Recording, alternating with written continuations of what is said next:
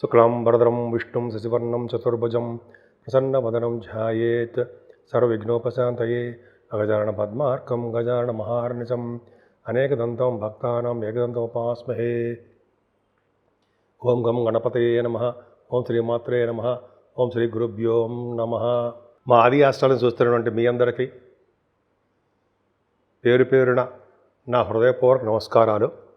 నేను మీ వాడ్రేవ్ ఆదినారాయణరావు శర్మ, సిఎంఏ అంటే ఐసిడబ్ల్యూ మార్చారండి, CMA qualified CMA నేను. అలాగే అసోసియేటెడ్ మెంబర్షిప్ కూడా ఉంది కాబట్టి ఏసీఎంఏ, అలాగే ఎంఏ ఆస్ట్రాలజీ వాస్తు 2000 ఇయర్లో చేశారండి. సరే, అది పక్క పెడితే ఇప్పుడు మనం జూన్ 22వ తారీఖు నుంచి 28వ తారీఖు వరకు కూడా ఈ 12 రాసుల వాళ్ళకి ఫలితాలు ఎలా ఉన్నాయో తెలుసుకోబోతున్నాం.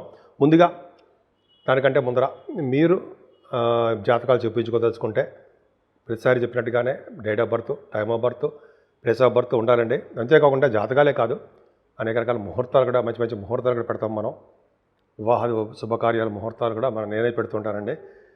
మీకు ఏమాత్రం అవకాశం ఉన్నా మీరు మా అది ఆస్ట్రాలజీని కన్సల్ట్ చేయవచ్చు. అంతేకాకుండా నేను చెప్పినవన్నీ మీకు నచ్చే ఉంటుంది అనుకుంటాను. ఒకవేళ మీకు నచ్చితే ఇవన్నీ కూడా నేను చెప్పిన రాసులు మీరు ఒక లైక్ చేయండి, మీ ఫ్రెండ్ సర్కిల్లో షేర్ చేయండి. అలాగే వీలుంటే సబ్స్క్రైబ్ కూడా చేసుకుంటే చాలా మంచిది. తులారాశి వారికి అండి చక్కగా బాగున్నాడు. మీ రాశ్యాధిపతి కూడా అద్భుతంగా ఉన్నాడు. పైగా మీకు రాశ్యాధిపతి సప్తమ స్థానంలో ఉండి చంద్రుడితో కలిసి ఉన్నాడు కాబట్టి రెడీగా ఉండండి ఫారిన్ కంట్రీస్ వెళ్ళడానికి. అలాగే ఫైనాన్షియల్ స్టేటస్ చాలా బాగుంటుందండి. మీకు ఇంతకుముందు ఉన్న దానికంటే మీకు డబ్బులు బాగా వృద్ధి అవుతూ ఉంటాయనడంలో సందేహాలు. చక్కగా డబ్బులు బాగా పెరుగుతాయి. అంతేకాదండి, మీ తమ్ముళ్ళని చూడడానికో, మీ అన్నయ్యని చూడడానికో, మీ చెల్లెని చూడడానికో, వాళ్ళ కోసం డబ్బులు ఖర్చు పెట్టడానికో మీరు వాళ్ళని కలుస్తారు. చూసుకోండి కావాలంటే. అంతేకాకుండా మీరు ఆభరణాలు, వాహనాలు కొని వాళ్ళకి ఇస్తుంటారు. అలాగే మీరు న్యూస్ గ్యాదరింగ్, మీ తెలివితేటలు మీరు పెంచుకుంటూ ఉంటారు. అసలు సామాన్యమా? అలాగే మీ కంఫర్టబుల్నెస్ ఎక్కువగా ఉంటుందండి. ఎందుకంటే 4th హౌస్ లాడ్ కూడా బాగున్నాడు కాబట్టి చదువు విషయాల్లో ఏమాత్రం ఇబ్బంది పడరు. పంచమ స్థానంలో రాహు ఉండడానికి రాహు ప్రభావం వలన సంతాన విషయంలో పుట్టకుండా ఉంటారు. కొంతమంది సంతానం ఉండరు, పున్నా లేట్ అయిపోతూ ఉంటుంది. అయితే సంతానం వల్ల ఇబ్బంది కలుగుతూ ఉంటుంది. కానీ ఇక్కడ ఏమైందంటే కుజుడు చూస్తున్నాడు, గురుడు చూస్తున్నాడు కాబట్టి సంతాన వృద్ధి ఉంటుంది, సంతానం భాగ్యం కలుగుతుంది. పైగా సంతానం వల్ల డెవలప్మెంట్స్ ఉంటాయి. పైగా గాయకులకు మంచి డెవలప్మెంట్స్, రచయితలుగా అద్భుతంగా రాణించడానికి ఉన్నాయి. అలాగే స్టాక్ మార్కెట్లో, షేర్ మార్కెట్ బాగా డబ్బులు బాగా సంపాదించుకుంటారండి. ఏదైనా 6వ భావంలో శని మిమ్మల్ని సర్వదా రక్షగా ఉంటాడు. 2.5 సంవత్సరాలు ఉంటాడు 6వ భావంలో. అంటే ఏం చేస్తాడంటే గవర్నమెంట్ ప్రొఫెషన్లో బాగా ఉద్యోగ ప్రాప్తి కలిగించడానికి, ఉన్నతంగా రాణించడానికి, సివిల్ సర్వీసెస్ గ్రూప్స్ రాస్తే వాటిలో ఉత్తమమైన ఫలితాలు ఇవ్వడానికి అది శనీశ్వరుడు కాపాడతాడు. రాజకీయ రంగంలో పదవులు ఇవ్వడానికి కూడా ఆయన కాపాడతాడు. శత్రు భయం లేకుండా కాపాడతాడు. అనారోగ్య సమస్యలు దగ్గర రాకుండా ఆరోగ్యవంతులుగా ఉండేది చేస్తూ ఉంటాడు. అది సామాన్యం అండి. 6వ భావంలో సరే అంటే మోట్లే సరదాగా ఉంటాడండి. సరే, చంద్ర శుక్రులు 7వ భావంలో ఉండడం వల్ల వ్యాపార లక్షణాలు బాగుంటాయి, వ్యాపార అభివృద్ధి బాగుంటుంది. కళాశాల స్థానము విజయస్థానం ఉంటాం కాబట్టి వస్త్ర వ్యాపారులకి చాలా చాలా బాగుంటుంది. అంతేకాకుండా వివాహ వేడుకలు మీ ఇంట్లో జరిగి తీరుతాయి. భార్యాభర్తల యొక్క అనురాగ దాంపత్య జీవితం పర్ఫెక్ట్గా బాగుంటుంది. భాగ్యస్థానంలో నిజంగా ఇప్పుడు చెప్పాలంటే భాగ్య, రాజ్య, లాభస్థానాలు ఈ వారం తులారాశి వారికి అదృష్టము నట్టింటే ఉంది ఖచ్చితంగా. ఎందుకు? భాగ్యస్థానంలో రవి బుధులు ఉండడం, గురుచంద్రులు ఉండడం, మాట్లాడే 4 గ్రహాల యొక్క పవర్ మీ ఇంట్లో ఉంది, మీ జాతకంలో ఉంది. అంటే ఏంటి అంటే భాగ్యస్థానంలో రవి బుధులు అంటే మీ వ్యాపారాభివృద్ధి చాలా బాగుంటుందండి. చక్కటి జ్ఞాన సంపద కలిగి ఉంటారు, బుద్ధి బలంతో మీరు ఉంటారు. అంతేకాకుండా విదేశ పర్యటన చేస్తారు. పైగా 12th హౌస్ లార్డ్ బుధుడు 9th హౌస్లో లేడు. విదేశీ పర్యటన అనడానికి ఒక ఉదాహరణ దాని ఒక బుధుడు ఉన్నాడంటే దానికి చెప్పడం మాటల. రవి బుధుడు భాగ్యంలో ఉన్నారంటే ఇంకా చెప్పాలంటే శాస్త్రవేత్తలకి, డాక్టర్స్కి, ఆగమశాస్త్ర కోవిదులకి, సైంటిస్టులకి, అలాగే మీరు జాతకాలు ఉన్నారు కదా ఎస్ట్రాలజర్స్, వాళ్ళకి అద్భుతమైన ఫలితాలు ఉంటాయండి. గురుడు కూడా ఉన్నాడు కాబట్టి అడ్వకేట్స్కి చాలా బాగుంది. గురుగజ చంద్రుడు 25 గజకేసరి యోగం అంటే భాగ్యస్థానం నిండుగా ఉంటుందండి. మీరు కనుక బిజినెస్లో బాగా రాణిస్తారు, మీరు బిజినెస్ చేస్తే బాగా రాణిస్తారు. ముఖ్యంగా ఫైనాన్స్ రంగంలోనూ, రియల్ ఎస్టేట్ రంగంలోనూ, బ్యాంకింగ్ రంగంలోనూ, ఎడ్యుకేషన్ సంస్థల్లోనూ నేను చెప్పింది కరెక్ట్గా జరిగి తీరుతుంది చూసుకోండి. కాబట్టి ఎందుకంటే భాగ్యస్థానం సామాన్యంగా ఏం లేదు, బ్రహ్మాండంగా ఉంది. పైగా అలా చెప్పుకుంటే లేకపోతే చాలా ఉంటుందండి. 10th house lord in 10th house. ఇది చూడండి, మీ రాశి చరరాశి, మీ రాశ్యాధిపతి చరరాశిలో ఉన్నాడు, 10th హౌస్ లార్డ్ చరరాశిలో ఉన్నాడు, 10th హౌస్ చరరాశి. విదేశీ పర్యటన ఖచ్చితంగా జరుగుతుంది.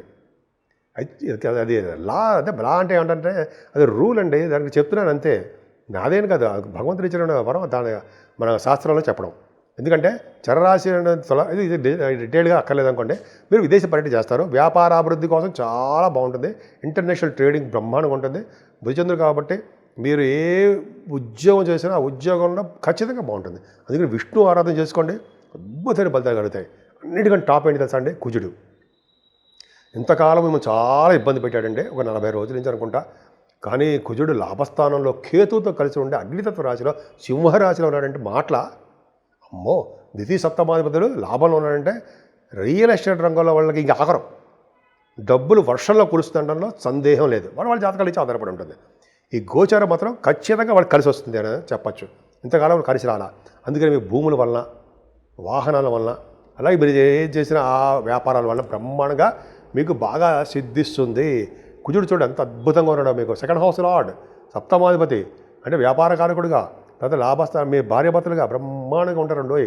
ఒకళ్ళ వల్ల ఒకళ్ళ అదృష్టం కలిగి తీరుతుంది. ఎంత బాగుందండి. రాహుకేతుల మధ్యలోనే ప్లానెట్ ప్రొడిక్షన్ ఉండిపోవడం వల్ల అమ్మవారికి, ఇటు వినాయకుడికి పూజ చేసుకోవడం వల్ల అద్భుతమైన ఫలితాలు కలిగి తీరుతాయి మీకు. 12 రాశుల వారికి అంటే మేషం నుంచి మీనరాశుల వరకు కూడా చెప్పదగ్గ పరిహారాలు అంటాం కదండి, రెమెడీస్ అంటాగా, రెమెడీస్ అనే పరిహారాలు అంటాగా. ఏంటి ఏంటి ఏంటి ఏమీ లేదండి. చక్కగా మీకు రాహుకేతుల మధ్యలో అన్ని గ్రహాలు చక్కగా అంటే మీరు పూజ చేసుకోవడానికి అనమాట. రాహుకేతుల మధ్యలో అన్ని గ్రహాలు బంధించబడి ఉన్నాయి. దీన్నే సవ్యకాల సర్పదోషము అంటాం. అందుకనే కాళహస్తిలో కనుక అమ్మవారి దర్శనం చేసుకోవడం ఒకటి, రాహుకి కేతువుకి అక్కడ పూజలు చేస్తారండి, అద్భుతంగా పూజలు చేస్తారు. నేను అక్కడికి వెళ్ళిన తర్వాత ఐసీడబ్ల్యూ పాస్ అయ్యా, అంటే అది వేరే విషయం అనుకోండి. అక్కడికి వెళ్ళి చేసిన తర్వాత ఆ పూజలు చేయించుకోవడం తర్వాత అద్భుతమైన ఫలితాలు ఉంటాయండి. ఈ ఫలితాలు అద్భుతంగా ఉంటాయి. ఇంకా చెప్పాలంటే రాహు కేతువులకి అమ్మవారి యొక్క ప్రభావం కూడా ఎక్కువ ఉంటుంది. అందుకనే మీరు కనుక అక్కడికి వెళ్ళాం, మనం కాళహస్తి వెళ్ళాం, మన ఊళ్ళోనే చేసుకుందాం. అమ్మవారి కుంకుమ పూజ కానీ, అభిషేకాలు కానీ, మంగళవారం రాహుకాలంలో పూజలు అంటారు సరే, డబ్బులు కట్టేయడం కానీ అలా చేయించుకోవడం వల్ల రాహువులో వచ్చే దోషాలు పరిహారం అవుతాయండి. సర్పదోషం తగ్గుతుంది. అంతేకాకుండా చండీ హోమాలు కూడా చేయించుకుంటుంటాం మనం చాలా మటుకు. చండీ హోమాలు చేయించుకోవడం వల్ల రాహు కంట్రోల్లోకి వచ్చేస్తాడు అన్ని రాశుల వారికి.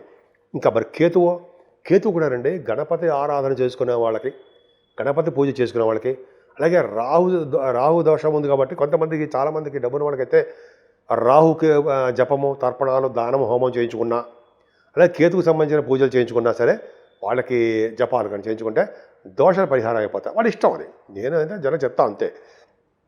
కేతువుకి గణపతి ఆరాధన, పౌర్ణమి తర్వాత వచ్చే చవితికి వినాయకుడికి గరికి సమర్పించడము, సుబ్రహ్మణ్యేశ్వర స్వామికి పాలతో అభిషేకాలు ఇవి చేయించుకోవడం వలన, అలాగేనండి ఆంజనేయ స్వామిని అసలు వదలకూడదండి. మనం ఏ ఒక్కరూ కూడా వదలకూడదు. ఎందుకంటే ఆంజనేయ స్వామిని పూజించడం వలన సర్వదేవతలని, అందరి దేవుళ్ళని పూజించడం ఫలితం దక్కుతుందిట. శాస్త్రంలో కూడా చదివా, చాలా బుక్స్లో, ఈ బుక్స్లో చదివి చెప్తానండి మీకు. అద్భుతమైన ఫలితం అంటే ఆంజనేయ స్వామిని పూజించడం వలన శరీరంలో వచ్చే దోషాలు చాలా వరకు పరిహారం అవుతాయని చెప్పి శాస్త్రం కూడా చెప్తుంది. అలాగే ఆంజనేయ స్వామి దగ్గర దీపారాధన, ఆంజనేయ స్వామి దగ్గర వడమాల ఆయన సమర్పించడం, వడమాల అంటాం కదా, తర్వాత అప్పాలు సమర్పించడం, అలాగే వస్త్రాలు సమర్పించడం, అలాగే ఆంజనేయ స్వామికి సింధూరం రాయించడం, అద్భుతమైన ఫలితాలు ఉండి తీరుతాయంటే సందేహం ఉందా? ఏం సందేహం లేదండి. అలాగే అన్ని రకాలుగా భగవంతుని ధ్యానించడం వలన, శివాభిషేకాలు, విష్ణు ఆరాధన ఎప్పటికీ మర్చిపోకూడదండి. మనం శివుడికి ఆరాధన చేసుకోవడం వల్ల, అంటే చేతులు ఉండగా శివ పూజలు చేయనేలా, నోరు ఉండగా అంటే హరినామ సంకీర్తన చేయనేలా అని మనం ఇక్కడ చదువుకుంటూ ఉంటాం కదా. శివుణ్ణి పూజలు చేసుకుంటూ హరిని పూజిస్తుండడం వలన, చిప్పుతో పొగుడుతుండడం వలన గ్రహాల వల్ల వచ్చే దోషాల పరిహారం అవడం కాకుండా అమ్మవారి యొక్క దర్శనం చేసుకోవడం వలన ఏమైనా గ్రహాల వల్ల వచ్చే దోషాలు ఉన్నాయంటారా? ఎప్పుడు సంపూర్ణ ఆరోగ్యంగా, ఐశ్వర్యంగా, ఆనందంగా, మీలాగా సంతోషంగా ఉండడానికి అవకాశాలు లేవా? ఉండి తీరతాయి. సో ఈ విధంగా అన్ని రాసుల వాళ్ళకి అద్భుతంగా ఉండాలని, ప్రతి రంగంలోనూ మీరు ముందంజలో ఉండాలని, అన్ని పనులు మీకు అన్ని మంచి పనులు ముందు మీ దగ్గరికి రావాలని, సంపూర్ణ ఆరోగ్యవంతులుగా ఉండాలని నేను మనస్ఫూర్తి కోరుకుంటున్నాను.